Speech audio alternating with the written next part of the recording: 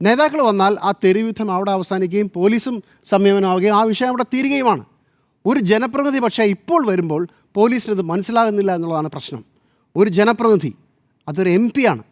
നിങ്ങളുടെ സർക്കാരിൻ്റെ കൂടെയല്ലാത്ത ഒരു എം പി എന്നതുകൊണ്ട് മാത്രം അയാൾക്കെതിരെ ഇങ്ങനെയൊരു അതിക്രമം നടത്താമോ? ഇനി അങ്ങനെ നടന്നിട്ടുണ്ടെങ്കിൽ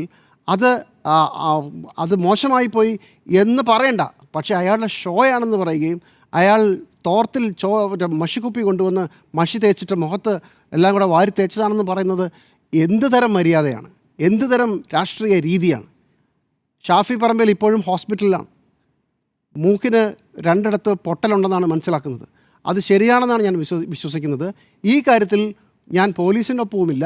അതുപോലെ തന്നെ ഇന്ന് വൈകിട്ട് അവിടെ നടത്തിയ കാളികൂളി സംഘത്തിൻ്റെ ആ ഷോയ്ക്കൊപ്പവും ഞാനില്ല. പക്ഷേ ഇതിനകത്തൊരു പ്രശ്നം, പോലീസ് എങ്ങനെയാണോ കോൺഗ്രസിനെ വേട്ടയാടുന്നത്, ഇന്നത്തെ സംഭവത്തിൻ്റെ പശ്ചാത്തലത്തിൽ മാത്രം ഞാൻ പറയുകയാണ്, അതിനേക്കാളും രൂക്ഷമാണ് മാധ്യമപ്രവർത്തകരെ, പ്രത്യേകിച്ച് റിപ്പോർട്ടർ ടിവിയുടെ മാധ്യമപ്രവർത്തകരെ വഴിയിൽ കിട്ടിയാൽ തല്ലണം എന്ന ഒരു നിർദ്ദേശം കോൺഗ്രസിൻ്റെ ഭാഗത്തുനിന്ന് വന്നിട്ടുണ്ടോ എന്ന് ഞാൻ ബലമായി സംശയിക്കുന്നു. അങ്ങനെയാണെങ്കിൽ ഇതൊരു തുടക്കം മാത്രമാണ്.